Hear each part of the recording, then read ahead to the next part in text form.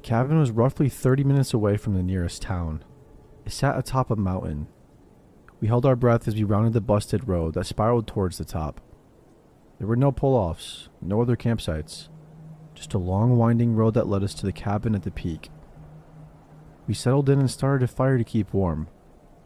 As dusk gave way to night, we heard the unmistakable noise of an engine on the road. Then we saw the flash of headlights. A side-by-side with 3 kids arrived and our nerves settled. They smiled, gave us a wave, and climbed the fire tower and left.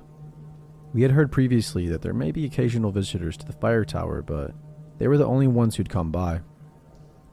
We doused the fire and moved inside, heated some hot dogs until they were lukewarm, ate them fast, and we sat in silence.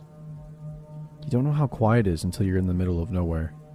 You can hear every rustle of the leaves, the whisper of the wind through their branches. You get so used to the white noise, living in the city, because there's always the hum of an air conditioner or the dim roar of traffic to focus on. But here, the closest thing to white noise was the sound of your own breathing. We jumped at every noise, too frightened to speak to one another, and finally I had enough.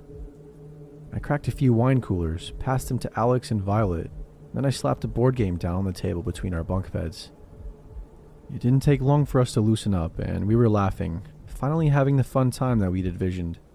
Much soberer than we thought, but enough that we were able to ignore the rumble of the woods. Later, we'd recall hearing noises in the background, the snap of a twig, or the dim rumble of an engine.